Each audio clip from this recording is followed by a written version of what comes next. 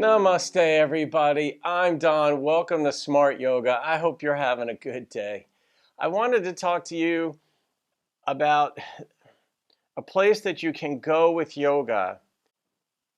Whether you're a new student or whether you're an advanced student or someone who's been practicing yoga for quite a while, maybe you have a good practice in your own home, which is where a lot of the personal growth from yoga comes, but it also happens, even in a class setting, of course, because there's so much that yoga has to offer between the breathing, and it's, way more than stretching, as those of you who have been doing it for a little while understand.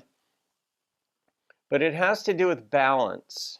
And I don't mean tree pose or dancer's pose and the physical balancing postures.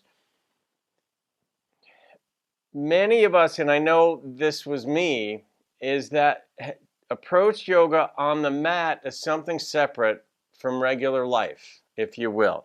Yoga was something you went and did. And in one sense, that's true. That's the way we describe that we're setting certain time aside to do a particular type of activity, in this case, practice yoga.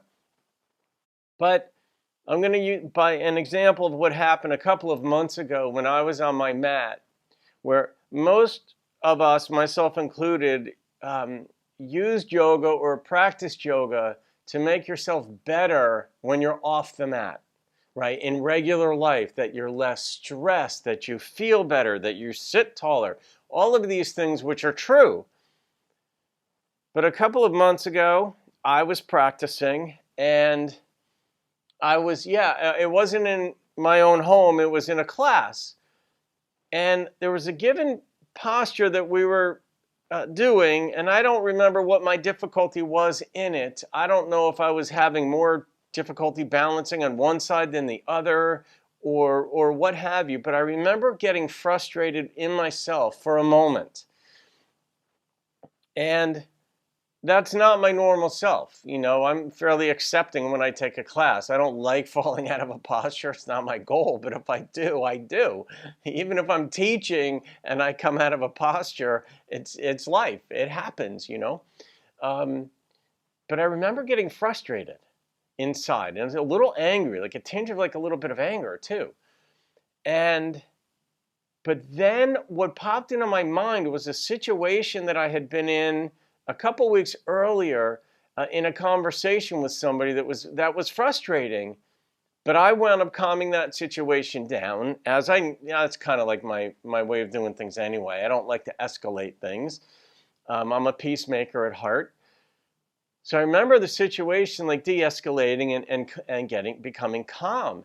And when I was on my yoga mat, that's what popped into my mind, and I got calmer on the mat. And I realized, wow, a situation in real life, as we like to say sometimes, or off the mat, informed my yoga practice. That's when I realized I'd gotten to a new level. For myself, you can interpret this as you will, but I like to point these things out and reveal things that go on with me, good and bad, or just informative, that may help you in your practice.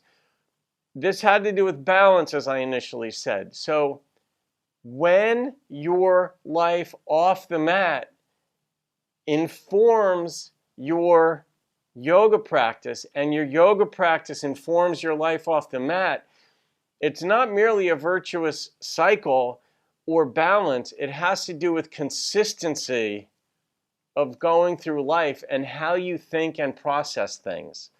So I wanted to share that I've been teaching for 14 or 15 years and taking yoga longer than that, obviously, and practicing yoga. So, and it took that long for me to realize that was even a possibility, to be in such a position where yoga isn't this separate activity. My life now informs my practice. My mental processes off the mat have happily done that. So that's something I wanted to share with you. So, if you have thoughts on this or have had a similar experience, I'd love to hear about it. Because it is one of these awakening moments, like, oh my gosh, what just happened? Am I actually at a better place in life? And in my case, in that answer, my answer was yes, absolutely. It was a wonderful, smiley moment and still is, so as you can see. So that's it, guys. Thank you for playing along, if you will, and I will see you on another video. I hope you're having a wonderful day. Namaste.